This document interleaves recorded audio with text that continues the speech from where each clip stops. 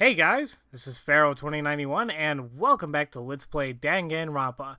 Last time we left off, we continued the class trial of Fujisaki's murder, and, well, we made the accusation that Togami is the one who killed Fujisaki, because he would be the only one who actually knew about the MO of Genocider Shou's murders and everything, and that's exactly how Fujisaki was killed.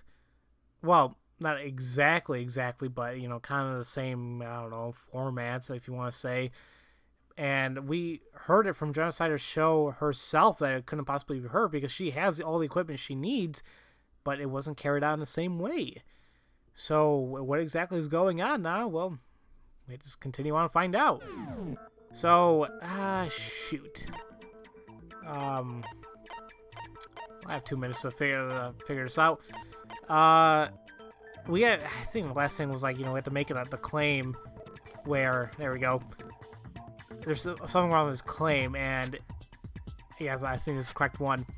The claim is, sometimes what's wrong with it is the crime scene itself.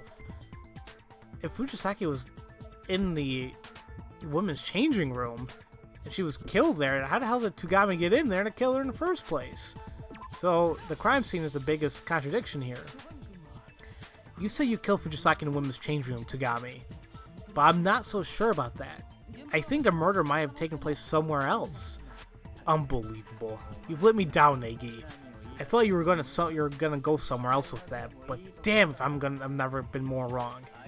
Excuse me. She died in the women's changing room, but there's no question about that. It couldn't possibly have happened anywhere else. Isn't it possible she was killed somewhere else and then brought there, along with the rest of the scene? You think the whole scene was moved? And I expect you have some evidence to back up a claim like that. Yeah, that was the idea. Did I just throw him off balance? He's been so confident up to this point, but as soon as I mentioned the crime scene, maybe it never occurred to him that the murder could have taken place somewhere else. Hey, don't leave the rest of us behind, soldiers! What do you mean she was murdered somewhere else? What's the hold up, Nagi? If you have evidence showing me she was killed somewhere else, then hurry up and present it! The first piece of evidence suggesting the crime was committed somewhere else is the thing that was moved from the men's changing room to the women's and vice versa. And I believe that is all the posters. I mean, honestly, why would a busty supermodel, you know, be in a women's changing room and a boy band be in a boys' room? Doesn't seem sense now, does it? My voice is cracking for whatever reason. The posters in the two changing rooms suggest the murder might have taken place in a different room. The posters are your evidence? In the women's changing room, there's a poster of a busty supermodel. Doesn't that seem a bit strange to you? I mean, really, a poster of a female model in the women's changing room? She's not busty, she's busted for having some fake-ass titties. Well, maybe she has some fake-ass titties, who knows? On the other hand, the poster hanging in the men's changing room was of a boy band that's extremely popular with the girls, Tornado. That too seems a bit out of place, wouldn't you think? So you're proposing that the posters in the two changing rooms are switched? That's not all either. There's one other thing about the two rooms that doesn't add up. Isn't that right, Ugami? Are you referring to my protein coffee? Why the hell do you say it like that? Like, protein coffee? One day, while working out in the women's changing room, I spilled protein coffee on the floor. And yet, after murder, the stain had been cleared spotless. Actually, that's not exactly right. The stain wasn't cleaned. It was just relocated. And I believe, yeah, we just present the stained carpet that this was in the boys? Yeah, it was in the men's changing room. So yeah, there you go. Only thing that makes sense, right? The stain on the carpet in the women's changing room wasn't actually cleaned. I found it on the carpet in the men's changing room. That is, indeed, the mark left by my protein coffee. So you're saying even the carpet was switched? But to what end? How about to move the scene of murder from the men's changing room to the women's? I beg your pardon? In other words, the culprit moved the bloodstained poster and carpet along the corpse in order to relocate the crime scene in its entirety. While confessed as a legitimate interpretation, what would the culprit gain from doing so? Huh? Is it truly necessary for them to go through all the effort of relocating the crime scene? Actually, no. The more important question is, if she was really killed in the men's changing room, then how did the victim Fujisaki gain access to the changing room? Ah! To enter one of the changing rooms, you must use your Electro ID on the card reader by the door.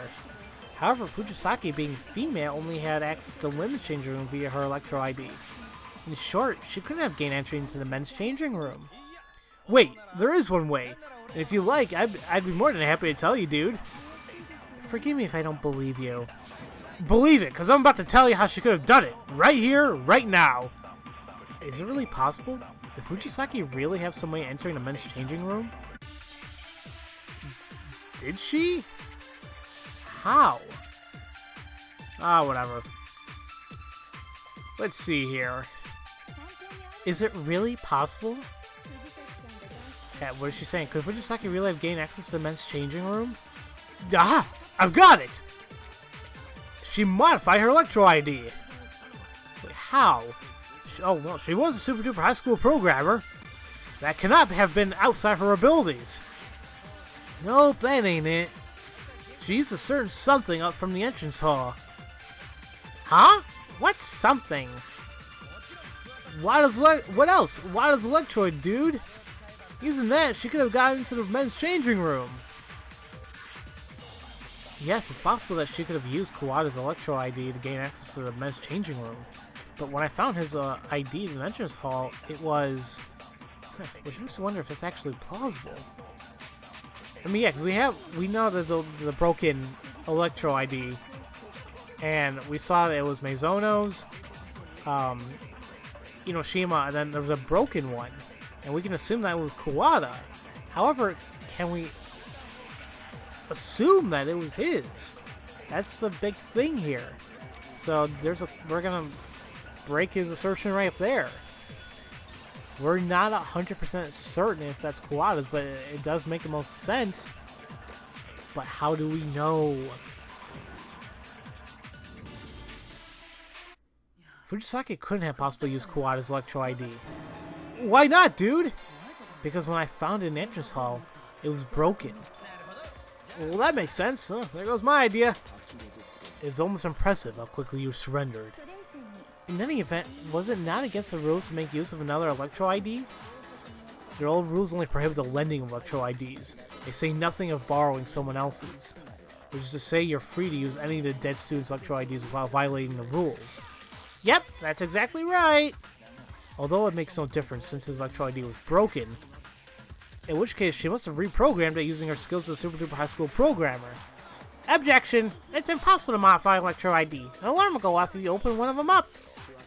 Given she could neither have used Kawada's Electro ID nor modified her own. Could perhaps Mr. Makoto Negi's line of reasoning have been incorrect? If she couldn't get into the men's change room, then yeah, then that's what it means. Then my vote goes to Tsugami. But is that really how it happened? Did Tsugami really kill Fujisaki in the women's changing room? I don't think that's right, but I'm all out of... Hold on. I agree with Negi. I think he's on the right track. Huh? You open your mouth for the first time in who knows how long, and that's what comes out? The kid could have gotten into the men's room. That means... And just how can you be so sure? There is another way. What was that? Explain yourself, Kitty Giddy. What is the other way?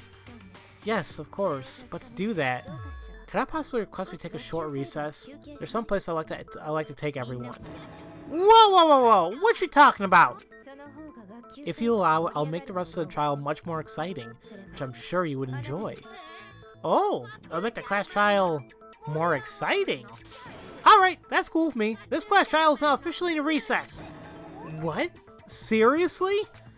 So where's the thing you want to show us? And don't think I'll let you off easy if it's something stupid. I'm sure you won't be disappointed. Let's get going. Wow, okay, this is new. Ah, phone! Okay, I'll be right back, guys. Alright, guys, I am sorry for... Well, for me, it's a very long pause, but you guys won't know anything. Let's see. With nobody really sure what the hell was going on, the class trial went on recess. Crap, what the hell is he saying here?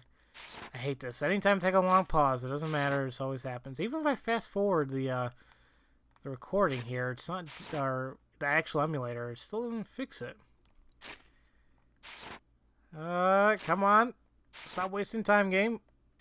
Well, I guess... Okay, we'll see. We'll see what's going on. We'll see for ourselves. I don't know. I'm just assuming here. I'm sure it wasn't anything super duper important. But in any case, we took a short recess, but why are we here? The women's changing room. We've gone over this place with a fine-tooth comb. What do you expect to find here now?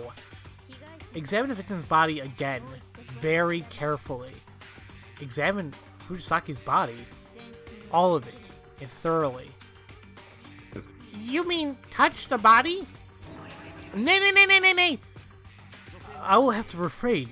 It would be an improper for me to place my hands all over a woman's body. It's not that it creeps me out or anything. It's just that it might possibly be against my religion. And the fact that you're like 20-something and whatever. I shall do it. But you're a girl, Sakura. Making you touch a dead body is, you know, a guy should really do it. No, it would be more suitable if I, a female, were to touch her more than allow a male to do it. I'll take care of it. Sakura. Do I smell homo? Are you two lesbians? Wow. Okay, no we're not. Quit playing games. Very well. I will begin. I did not even remember her saying something like that. I hope you can forgive me for doing this, Fujisaki. As she spoke, Ogami held her hands clasped together before Fujisaki's body, before placing them on her. Make sure you examine the entire body very carefully. That should answer any questions you have. Her whole body, you say? To what end are you having me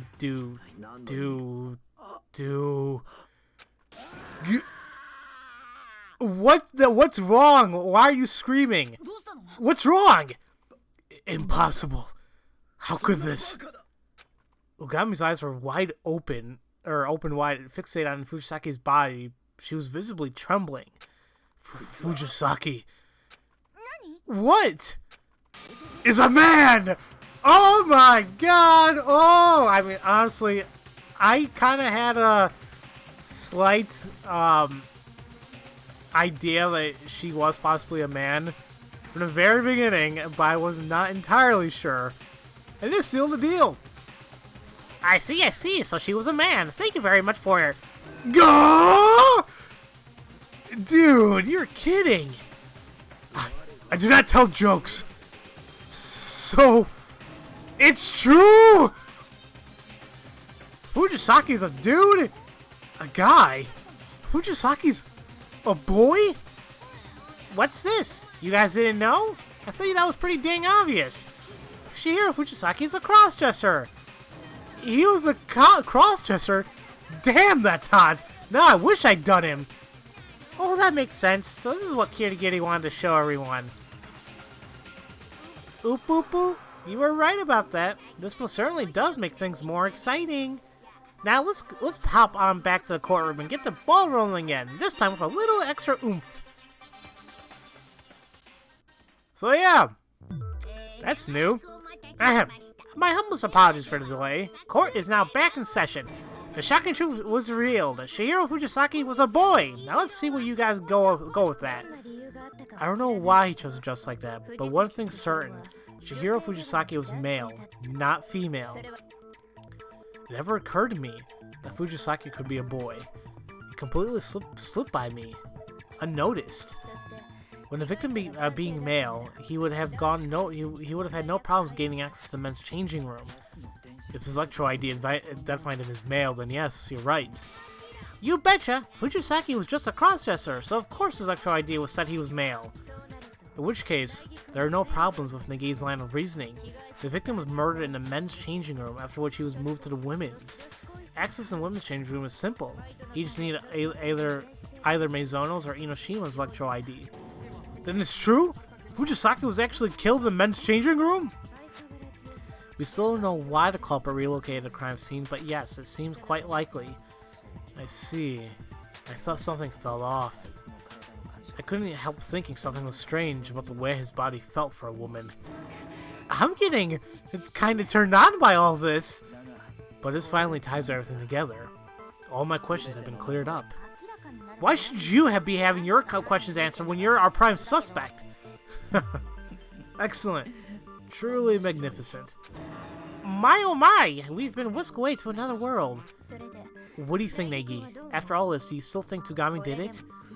I have no doubt Togami was responsible for disguising Fujisaki's death as the work of Genocider Shou. However, I don't think Togami is the killer.